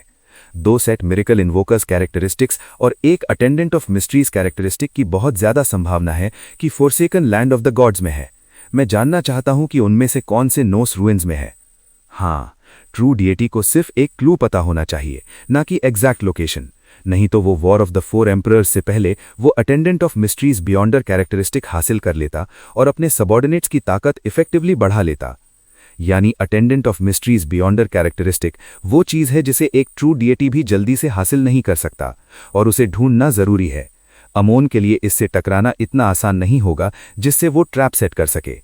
अगर रुइंस के अंदर का खतरा हाल ही में ढूंढा गया, हाल ही में ट्रांसप्लांट हुआ, तो ये इस ट्रेट से मैच करेगा। लगता है अब भी मुझे एक बार जाना होगा, लेकिन मैं काफी कॉशियस रहूंगा। खतरा अमोन से भी है और रुइन से भी। मैं पहले एक डिविनेशन कर लूंगा, फिर दूर से ऑब्जर्वेशन और इंटेलिजेंस गैदर करूंगा। मैं ब्लाइंडली दाखिल नहीं होऊंगा और काफी सहानुभूति रखूंगा। क्लेन ने एक पेन और पेपर मटीरियलाइज किया और संबंधित डिविनेशन स्टेटमेंट लिखने ही वाला था जब उसे अचानक कुछ याद आया और उसने दूसरी कन्फर्मेशन करने का निर्णय लिया। उसने एक कॉम्प्लेक्स सिंबल बनाया जो कंसीलमेंट और मिस्ट्री प्राइंग का मिक्सचर था।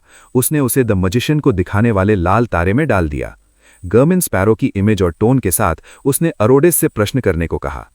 बैकलैंड ईस्ट बरो फोर्स, जो घर बदलने वाली थी, ने कर्टन्स खींचकर एक कैंडल जलाई। उसने एक आईना सेटअप किया और एक्सियो को बाइस्टैंडर का काम करने के लिए बुलाया।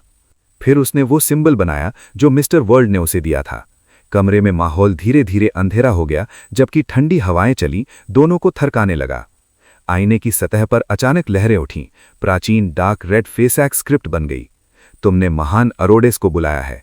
तुम्हें संबंधित नियमों का पालन करना होगा। हर पूछे गए सवाल के जवाब में तुम्हें एक सवाल का जवाब देना होगा। अगर तुम झूठ बोलो या जवाब देने से इनकार करो तो तुम्हें सजा मिलेगी।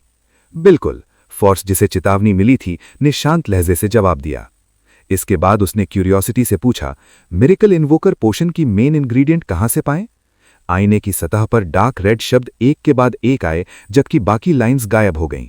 उन्होंने सवाल का जवाब डिटेल में दिया। ये बेसिकली विल के जवाब जैसा ही है। भूतिए धुंध के ऊपर मिस मजिशियन को दिखाने वाले लाल तारे के माध्यम से क्लेन ने स्पेसिफिक प्रोसेस देखा और निराशा में सर हिलाया। जब फोर्स ने जवाब याद कर लिया तो वो नर्वस होकर बोली, अब आपकी बारी सवाल पूछने की। डार्क रेड शब्द बदलकर नए वाक्य बन गए। क्या आपने पिछले साल एक एरोटिक ड्रीम देखा था? फ्यू, शुक्र है अभी तक ठीक है। फोर्स ने सांस छोड़ी और कहा, हाँ, ये ह्यूमन नेचर थी। उसे ऐसा कुछ नहीं लगा कि इसमें शर्मिंदगी की कोई बात नहीं है। इसके बाद उसने दूसरा सवाल उठाया, क्या मिरेकल इन्वोकर की मेन इंग्रेडिएंट हासिल करने के मामले में आपके पास कोई सलाह है? अरोटिस ने डार्क रेड टेक्स्ट बिखेर दिया और सिल्वर कलर्स का इस्तेमाल करके नए शब्दों को बनाया। अब्राहम फैमिली के पास चैप्टर 1179 दोनों तरफ की तैयारियां। इस लम्हे फोर्स ने अपने गालों पर जलता हुआ एहसास किया, जबकि वो सख्त हो गई। उसे अपनी दोस्त की तरफ देखने की भी हिम्मत नहीं हुई। उसे एहसास हुआ कि उसने मैजिक मिरर की बॉटम लाइन को सिवियरली अंडर एस्टिमेट कर दिया था। एक पल तकलाते हुए फोर्स ने मिस्टर वर्ल्ड की रिमाइंडर याद की और आंखें बंद कर ली। मैं सजा एक्सेप्ट करने का विकल्प चुनती हूं। कमरे की हवा में से एक सिल्वरी वाइट बिजली का कंधा गिरा, लेकिन जैसे ही वो आया, बिजली एक हेल्यूसिनेशन की तरफ बेनिशान हो गई। आईने की सतह पर डार्क रेड शब्दों पर सिल्वर रंग छाया गया, जबकि वो जल्दी से नए कंटेंट से रिप्लेस हो गए। सवाल जवाब का खेल आज यहां खत्म। अलविदा। फोर्स के आंखें खोलने और जियो के रिएक्ट करने से पहले आईने में लहराती रोशनी एकदम शांत हो गई। कमरे की ग्लूम और अंधेरा बिखरकर कैंडल की रोशनी में डूब गई। क्या सजा नहीं होनी चाहिए थी? फोर्स ने कुछ सेकंड्स इंतजार किया, फिर आंखें थोड़ी सी खोली। उसने नॉर्मल वापस आए हुए आईने को देखा और फिर जियो को, जो बायस्टैंडर की तरफ देख रही थी। जियो ने अपने सर की तरफ इशारा किया और कहा, तुम पर बिजली गिरी, लेकिन वो आधे रास्ते में गायब हो गई। और मैजिक मिरर ऑलरेडी चला गया। मैजिक मिरर सिर्फ जोक कर रहा था, ये सही नहीं है। मुझे जो वार्निंग मिली थी उसमें कहा गया था कि सवाल रादर एम्बैरेसिंग होंगे और सज़ा रादर हैवी होगी। क्या ऐसा हो सकता है कि मिस्टर फूल ने मेरी रक्षा की? फॉर्स ने अपने राइट गाल को रब किया जबकि उसने एक गेस लगाया। शायद। जियो ने दोस्त की बात से सहमति जताई। जैसे ही फॉर्स ने सांस छोड़ी और खुशी महसूस की, उसे अचानक एहसास हुआ कि जियो उसे अर्नेस्टली देख रही है। कि क्यों है? फॉर्स का दिल धड़क गया। जियो ने सोच समझकर पूछा, तुम्हारे उस एरोटिक ड्रीम में मेन लीड कौन था? हाँ, इतनी दूर की ड्रीम कौन याद रखेगा? और क्या सपने धुंधले और अनक्लियर नहीं होते? फॉर्स ने जबरदस्ती मुस्कुराया। जियो ने टर्स एक्नॉलेजमेंट दिया। अगर ऐसा है तो तुमने अभी वो जवाब क्यों नहीं दिया? मैं नर्वस थी, बहुत नर्वस। फॉर्स ने अपना सामान देखा जो पैक कर लिया गया था और कहा, हमें मूव करने का वक्त हो गया है, मुझे फायरप्लेस की याद आ रही है। ये कहते हुए वो अपने सामान की तरफ चली। सिर्फ इस पल पर ही उसे एहसास हुआ कि कभी-कभी मैजिक मिरर के सवाल का जवाब देना हो या ना देना हो, नतीजा एक जैसा होता है। क्या ये सोशल डेथ है जिसका जिक्र गर्मिन स्पैरो ने किया था? मैं सच में जमीन में अपना सर गाड़ देना चाहती हूँ। फॉर्स ने लगातार गहरी सांसें ली, अपने जलते हुए चेहरे और एम्बैरेस्ड दिल को शांत करने की कोशिश में। धुंध के ऊपर प्राचीन महल में क्लेन ने सी गॉड सेप्टर को कचरे के ढेर में वापस फेंक दिया और एरोडेस के एक्ट पर हंसी उड़ाई। जानकर कि मैं ही वो हूं जिसने किसी को भेजकर उसे बुलाया, वो ऐसे सवाल उठाने की हिम्मत कर रहा है। सिर्फ तब जब मैंने सजा रोक दी तब वो जल्दी से अपना एटीट्यूड चेंज कर पैनिक में चला गया। उसने मजा कर लिया। लेकिन उसके जवाब ने मुझे एक नई सोच की ट्रेन दी है। मुझे सच में मिरेकल इन्वोकर की राह तक सीमित नहीं रहना चाहिए। दूसरी ब्लास्फेमी स्लेट बहुत संभावना है सिटी ऑफ सिल्वर के क्रिएटर की है और अब एडम के हाथ में है। चाहे अमोन और उसके भाई एक दूसरे के मामले से दूर रहते हैं और खास अच्छे रिश्ते नहीं हैं, उन्होंने पहले एक साथ काम किया है। मुझे विश्वास नहीं कि उन्होंने वो ब्लास्फेमी स्लेट कभी नहीं देखी। अगर ऐसा है तो वो मिरेकल इन्वोकर की रिचुअल से पक्का वाकिफ हैं और गैस कर सकते हैं कि मैं सिटी ऑफ सिल्वर को forsaken land of the God से बाहर निकालने वाला हूं। जब ऐसा होगा तो उसे मेरी ट्रैकिंग में ज्यादा मेहनत भी नहीं करनी होगी। वो बस जायंट किंग्स कोर्ट में इंतजार कर सकता है। हाँ, मैं एनिमी की एक्सपेक्टेशंस के मुताबिक नहीं जाऊंगा, खासकर जब ये गॉड ऑफ डिसीट और गॉड ऑफ मिस्चिफ हो तो। अनजान घटनाएं गिन्नत से ज्यादा होंगी। अगर मेरे हिस्सा लेने की वजह से सिटी ऑफ सिल्वर की हजारों साल की उम्मीदें तबाह हो जाती हैं, तो वो बिल्कुल मेरे ओरिजिनल इंटेंशंस के विपरीत होगा। प्लेन वॉकर की समस्या ये है कि मैं मिस्टर डोर की पागल बातें सुन सकता हूं और कॉस्मॉस की स्क्रूटनी और करप्शन सह सकता हूं, जो दूसरी पाथवेज के सीक्वेंस 2 एंजल्स से भी बुरी है। बिल्कुल, ये बिल्कुल अनएक्सेप्टेबल नहीं है। और क्या मुझे वो 2 रिजरेक्शन चांसेस वापस देने पड़ेंगे जो सेफिरा कासल ने मुझे दिए थे? वो अभी भी ठीक है, क्योंकि मैं सीक्वेंस 1 पर अटेंडेंट ऑफ मिस्ट्रीज में वापस ट्रांसफर कर लूंगा, क्योंकि मिस्टर डोर ने ऑलरेडी अप्रेंटिस पाथवे की एडवांसमेंट पाथ ब्लॉक कर दी है। वो कम से कम यूनिकनेस और 2 set sequence 1 beyond the characteristics पर कंट्रोल रखता है, शायद तीनों भी। मुझे प्लेन वॉकर में स्विच करना जरूरी नहीं, लेकिन जरूरी प्रिपरेशंस तो करने ही पड़ेंगे। जब मेरे ऑप्शंस बढ़ेंगे तो चाहे अमोन मुझे रोकने की कोशिश करे, पहले ट्रैप दफन करने की मुश्किल में खासा इजाफा होगा। तभी मैं एक किंग ऑफ एंजल्स के दबाव में एक एंजल बन सकता हूं। हाँ, मैं अभी फेंस पर रहूंगा। मैं मिरेकल इन्वोकर एडवांसमेंट की तैयारी करूंगा, जबकि प्लेन वॉकर एडवांसमेंट की तैयारी करूंगा। मैं तय करूंगा कि कौन सी पाथवे लेनी है जब वक्त आएगा, एक्चुअल स्थिति के आधार पर। एक निर्णय लेकर क्लेन को आराम महसूस हुआ। उसका दिमाग अबनॉर्मली एक्टिव था और उसमें जल्दी ही एक शुरुआती प्लान सोच लिया। मैं मिस मजिशियन के टीचर से प्लेन वॉकर पोशन फॉर्मूला और संबंधित ग्रेड 0 सील्ड आर्टिफैक्ट के बारे में पूछने की जल्दी नहीं हूं। ये अब्राहम फैमिली को डराएगा। उन्हें शक होने लगेगा कि मिस मजिशियन किसी ईविल गॉड की पूजा करती है और किसी टेरेबल ऑर्गेनाइजेशन में शामिल हो गई है। उनकी अब की स्थिति में ज्यादा संभावना है कि वो जवाब नहीं देंगे। वो अपनी पहचान बदलेंगे, मूव करेंगे और सारे कनेक्शंस तोड़ देंगे।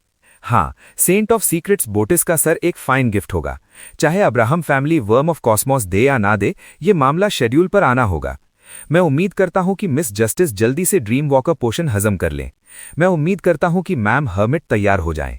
मैं ये भी उम्मीद करता हूं कि 2 लेडीज, मिस मजिशियन और मिस जजमेंट, ऑपरेशन से पहले सुधार लें। ठीक है, मिस मजिशियन के कहने के मुताबिक saint of secrets Botis Abraham family का एक डिफेक्टर है और ऑरोरा ऑर्डर के पास अप्रेंटिस पाथवे की एक ग्रेड 0 सील्ड आर्टिफैक्ट है। ये इंटरेस्टिंग है। शायद मुझे अब्राहम फैमिली से संपर्क नहीं करना पड़े। शायद मुझे सेंट ऑफ सीक्रेट्स से जो चाहिए वो मिल जाए। मुझे मैम हर्मिट को चेतावनी देनी होगा कि बोटिस एक ग्रेड 0 सील्ड आर्टिफैक्ट लेकर घूम सकता है, इसलिए ऑपरेशन से पहले कंफर्मेशन करना होगा। अगर वो ग्रेड 0 सील्ड आर्टिफैक्ट बोटिस के हाथ में नहीं है तो मुझे शायद एंजल ऑफ फेट ओरोबोरस का सामना करना पड़े उसे पाने के लिए। नहीं, ग्रेड 0 सील्ड आर्टिफैक्ट शुरुआत से ही भयंकर है। ये खतरों के स्रोतों में से एक है। मैं पहले मिस मजिशियन के टीचर के रिप्लाई का इंतजार करता हूं और देखता हूं कि Abraham family worm of Cosmos का जिक्र करने से घबराती है।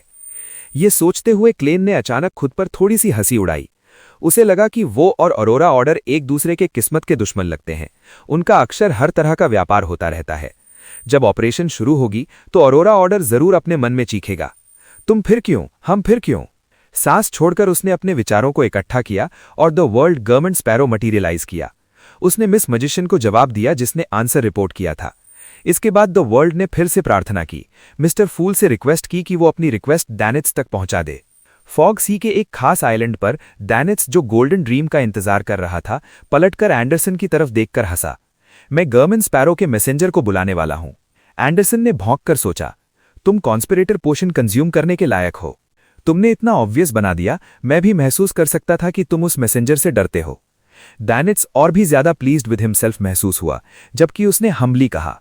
एंडरसन अचानक से जोर से हंसा, तुम्हें क्यों शक नहीं है कि मैं अफ्रेड होने का एक्टिंग कर रहा हूं?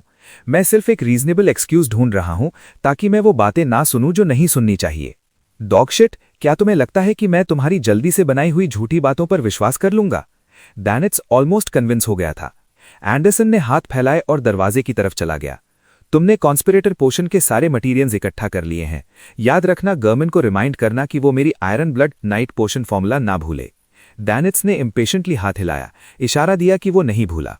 एंडरसन के कमरे से बाहर निकलने और दरवाजा बंद करने के बाद डैनिट्स ने तुरंत एक रिचुअल सेटअप किया और मैसेंजर को बुलाया, जो 4 ब्लॉन्ड लाल आंखों वाले सर पकड़े हुए थी।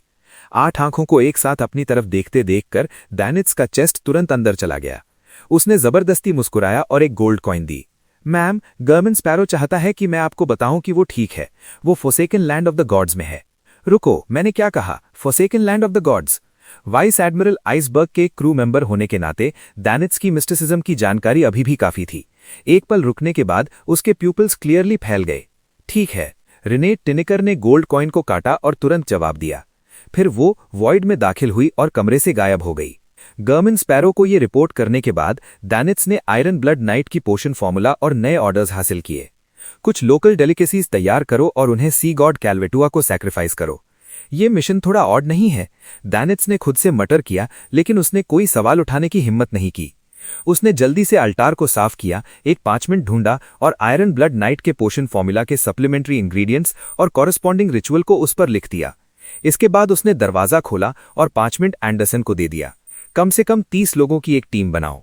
जितनी टीम की ताकत और केमिस्ट्री बेहतर होगी, रिचुअल का इफेक्ट उतना बेहतर होगा। एंडरसन ने डैनिट्स के सामने 5 मिनट खोलकर पढ़ा। जब वो पढ़ रहा था, उसकी भौं धीरे धीरे तंग हुई। अगर टीम की केमिस्ट्री मेरे कैप्टन को मारने के विचार पर बनी हो तो रिचुअल रादर सिंपल है। डैनिट्स के मजाक उड़ाने का इंतजार किए बिना उसकी उंगली के सिरे से जलती हुई सफेद आग प्रकट हुई और 5 मिनट को जला दिया। एंडरसन हंस पड़ा। मुझे अपने होमलैंड वापस जाकर एक मौका ढूंढना होगा। वो जगह अभी फेन पॉटर के इन्वेजन में है और वॉर हमेशा टीम बनाने और ट्रेन करने की सबसे बेस्ट जगह होती है। थोड़ा रुककर उसने डैनिट्स की तरफ देखा और मुस्कुराते हुए कहा, मैंने तुम्हारे लिए कुछ सवाल तैयार किए हैं। वो मेरे कमरे में है। एक बार तुम कॉन्स्पिरेटर बन जाओ तो उन्हें करने की कोशिश करो और देखो क्या तुम्हारी इंटेलिजेंस बढ़ी है। डॉगशिट, क्या तुम मुझे अपने कमरे की सारी किताबें पढ़वाने की कोशिश कर रहे हो? डैनिट्स ऑलमोस्ट मूव्ड हो गया था, लेकिन उसे तुरंत समझ आया कि कुछ गड़बड़ है। उसकी इंटेलिजेंस कितनी भी हाई हो, अगर उसने टेक्स्ट बुक्स नहीं पढ़ी तो वो सवाल नहीं सुलझा पाएगा। बुरा नहीं, इस बार सिर्फ 3 सेकंड लगे तुम्हें मामले का सार समझने में। अगर पहले की बात होती तुम सच में विश्वास कर लेते। एंडरसन ने मुस्कुराकर तारीफ की जबकि वो पलटकर इनसे बाहर चला गया। चैप्टर 1118 अलग अलग असर। कुछ हद तक पेट भर गया है, पर अभी भी forsaken land of the gods में रात के वक्त जब बिजली की तेजी बहुत कम हो गई थी, 2 स्लाइस सफेद ब्रेड और एक पीस बारबेक्यू मीट, बहुत मस्त है यार। फॉग सी के स्वीट सार डिजर्ट्स तो सोच से भी ज्यादा अच्छे निकले।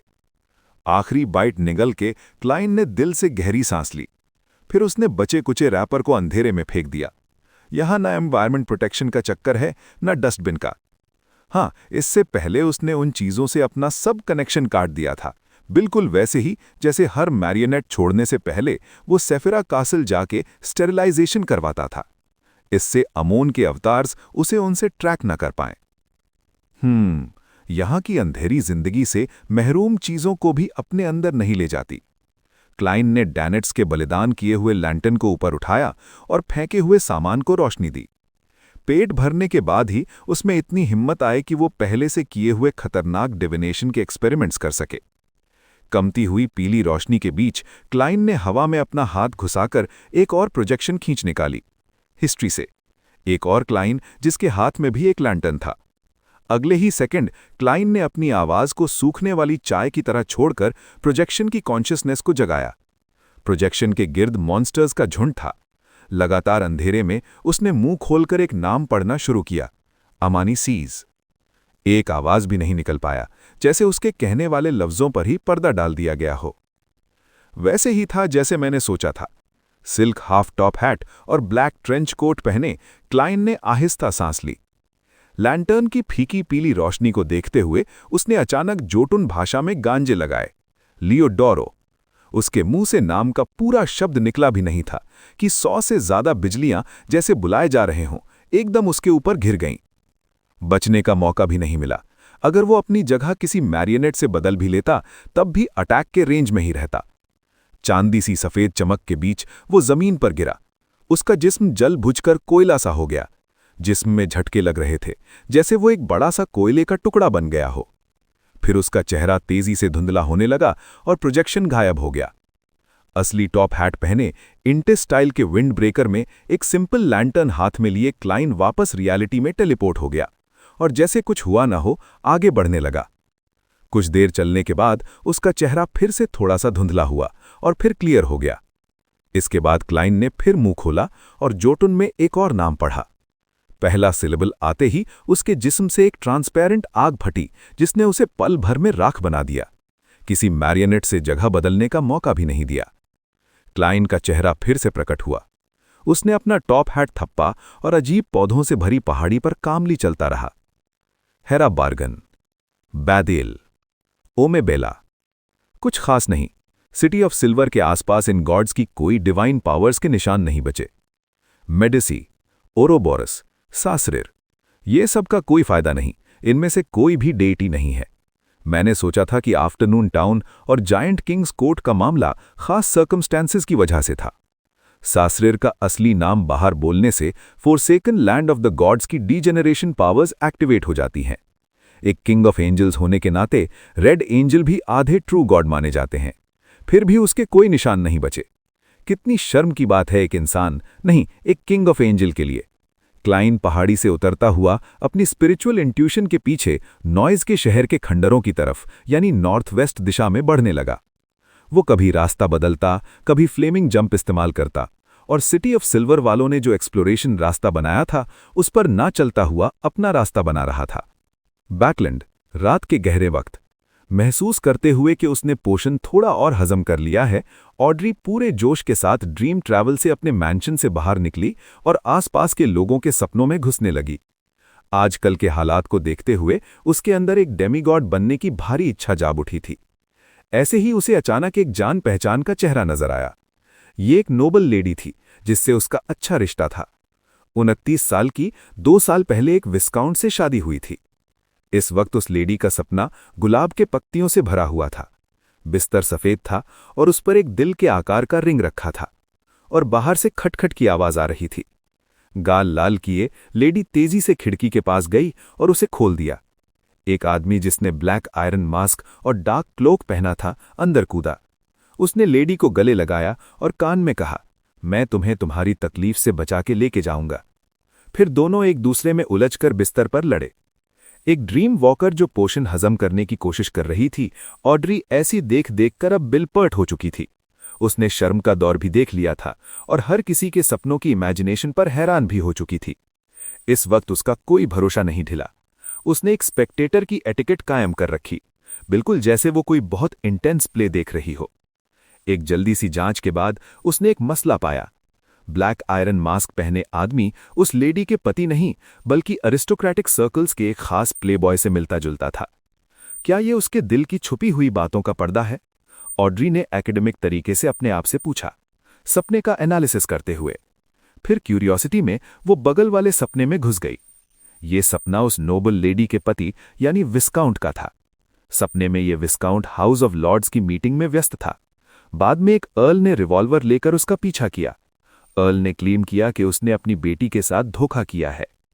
एक सेफ जोन तक पहुंचकर भागने के बाद विस्काउंट ने अपनी फीमेल सेक्रेटरी को डर निकालने के लिए बुलाया। ऑड्री अपने आप को रोक न सकी और देखने चली गई कि विस्काउंट और उसकी बीवी असल जिंदगी में किस हाल में हैं। क्रिम्जन चांदनी के नीचे बेडरूम में विस्काउंट अपनी बीवी को बड़े से सफेद बिस्तर पर गले लगाए सोया था। उसकी बीवी भी उसे पकड़े सो रही थी, बहुत ही इंटीमेट पोज में। हाँ, मुझे ये समझना होगा कि हर किसी के अंदर एक डार्क साइड है। ये बस एक सपना है जो उन्होंने देखा है। अगर हर एक पल की कन्विक्शन हो जाए तो हर कोई दोज़ख में उतर जाए और कोई भी बच ना पाए, खुद में भी। मैं अपने डार्क साइड को कंट्रोल कर सकती हूँ, इसे असल दुनिया में आने से रोक सकती हूँ। ज्यादातर लोगों के लिए यही काफी अच्छा है। ऑड्री को लगने लगा कि ड्रीम वॉकर का एक्ट करना एक तरीका है अपने दिमाग और जिस्म को कसौटी पर कसने का। वो फिर से सपनों की दुनिया में घुसी और दूसरे इलाके में ट्रैवस कर गई। ज्यादा देर नहीं हुई, वो एक गर्माजहले कमरे में पहुंची। वहां एक मोटी कारपेट पर डाइनिंग टेबल रखा था। ऊपर वाली सीट पर एक सफेद बालों वाली बुढ़िया बैठी थी। उसके दोनों तरफ एक मिडिल एज्ड कपल और 3 बच्चे जो अभी बड़े नहीं हुए थे। सभी लजीज खाना खा रहे थे, बातें कर रहे थे, हंस रहे थे। कमरे के बाहर अंधेरा था। तेज हवाएं शीशे को खटखटा रही थी, जैसे किसी बड़े खतरे की पेशगोई कर रही हों। इस सपने के मालिक की क्या परेशानी है? ऑड्री सपने से बाहर आई और अपनी थ्योरी को साबित करने के लिए असल दुनिया से जवाब ढूंढने लगी। उसने फिर एक छोटा सा बिस्तर और वही सफेद बालों वाली बुढ़िया देखी। बुढ़िया के बेड साइड टेबल पर फोटो फ्रेम्स थे। वो या तो काले कपड़े में लिपटे थे या फिर सफेद फूलों से सजे थे। वही मिडिल एज्ड कपल और 3 बच्चे। नौजवान नोबल लेडी ने अपने होंठ दबाए और अचानक बुढ़िया के सपने में वापस चली गई। उसने आने वाले किसी भी आपदा को नहीं रोका, बस उसने एक चेयर मटीरियलाइज की और उसका सम्मान करते हुए उस पर बैठ गई। वो खुश और गर्माजोहले परिवार को ग्रेव चेहरे से देखती रही। सरसराती हवाओं और खटखटाते शीशों के बीच कमरा रोशनी से भरा था। हर तरफ खाने की खुशबू और हंसी थी। ऑड्री ने ड्रीम वॉकर के एक एक्टिंग प्रिंसिपल का अनुमान लगा लिया था। एक ड्रीम वॉकर अंदर आता है, देखता है और रिकॉर्ड करता है, कभी दरमियान नहीं आता। वही एक स्पेक्टेटर है। सेंट सैमुअल कैथीड्रल में बिशप एंथनी स्टीवन के बुलावे पर लियोनार्ड स्टेन्ड ग्लास से आती धूप में सीढ़ियों से ऊपर चढ़ रहा था। अचानक उसने दबाकर आवाज दी, बुढ़े, वो सीक्रेट गैदरिंग फिर से शुरू होने वाला है। क्या तुम सच में महीने के आखिर में जेकब फैमिली के छोड़े हुए खजाने में घुसने की कोशिश करने वाले हो? अभी तय नहीं, पर यह एक मौका है। कम से कम अमोन का मेन बॉडी सेफिरा कासल के मामले में उलझा हुआ है। वो अचानक नहीं आ सकता। लियोनार्ड के दिमाग में पलेस ज़ोरोस्ट ने थोड़ी बहली आवाज में जवाब दिया, पर मेरा झुकाव यही है कि खजाने की खबर उड़ा दी जाए। मैं चाहता हूं कि गैदरिंग के लोग उसमें एडवेंचर करें और एक्सप्लोर करें। हम आसपास ही रहें और हालात देखें, और जो मुझे चाहिए उनके हाथ से ले लें। लियोनार्ड चौंक गया और कांपते हुए कहा, बुढ़े, ये थोड़ा ज्यादा शैतानी नहीं हो गया? ये तो हिरमिट्स ऑफ फेट के मेंबर्स को ट्रैप में फंसाने का टूल बना रहे हैं। है भोला बचकाना, तुम उन्हें सारी डिटेल्स बता सकते हो और उन्हें खुद डिसाइड करने दो कि जाना है या नहीं, पलेज ने ठिठक कर कहा। लियोनार्ड ने इस बात को आगे नहीं बढ़ाया, बजाय उसने पूछा, बुढ़े, मैं डेमीगॉड कब बन पाऊंगा? पलेज ने खटखटाया, अगर तुम्हें तुम्हारे पुराने कॉलीग के मैसेंजर जैसे लेवल का स्पिरिट मिल जाए तो अगले साल की शुरुआत तक पोषण हजम कर लोगे। पर है, मेरे इंस्ट्रक्शंस के मुताबिक काम करना बेहतर है। एक्टिंग को और गहराई से करो। अगले साल के दूसरे हाफ तक तुम्हारे पास सीक्वेंस 4 के लिए ट्राई करने की क्वालिफिकेशन आ जाएगी। हाँ, मुझे नहीं पता कि चर्च ऑफ एवरनाइट तुम्हें पोषण देगी या तुम्हारे लिए रिचुअल करेगी। वो हाई रैंकिंग डीकन सेसिमेर क्रिस्टेट को भी कई साल इंतजार करना पड़ा था ना, जब तक वॉर शुरू नहीं हुई और वो सच में डेमीगॉड नहीं बना। लियोनार्ड ने सिर हिलाकर हाँ में जवाब दिया और सोचते हुए पूछा, बुढ़े, क्या तुम एक स्पिरिट की तरह एक्ट कर सकते हो ताकि मेरी पोषण हजम करने में मेरी मदद कर सको? तुम्हारा लेवल तो क्लाइन के मैसेंजर से भी ऊपर होना चाहिए। पलेस ज़ोरोस्ट कुछ सेकंड्स के लिए चुप हो गया, फिर उसने खूब हंसी। क्या आइडिया है यार, कैसा रहेगा अगर मैं तुम्हारी पोषण हजम करने में मदद कर दूं? कैसे? लियोनार्ड ने जानते हुए भी कि बुढ़े उसे मजाक उड़ा रहे हैं, फिर भी पूछ लिया। मैं तुम्हें गहराई तक पैरासिटाइज कर लूंगा, तुम्हारे जिस्म का पूरा कंट्रोल ले लूंगा, पलेज ने झट से जवाब दिया। इसी बात पर लियोनार्ड बैकलैंड डायसीज के आर्च बिशप के दरवाजे तक पहुंच गया। उसने तुरंत मुंह बंद किया और दरवाजा खटखटाने के लिए अपना हाथ उठाया। अंदर आओ। एंथनी स्टीवन ने दरवाजा खोलते हुए दरवाजा खोलने वाले लेनर्ड को देखा। तुम चाइनीज गेट के पीछे बंद उस वेम्पायर को छोड़ सकते हो। दोस्तों, आज के लिए इतना ही। मिलते हैं नेक्स्ट एपिसोड में। तब तक अपना ख्याल रखना। Bye bye.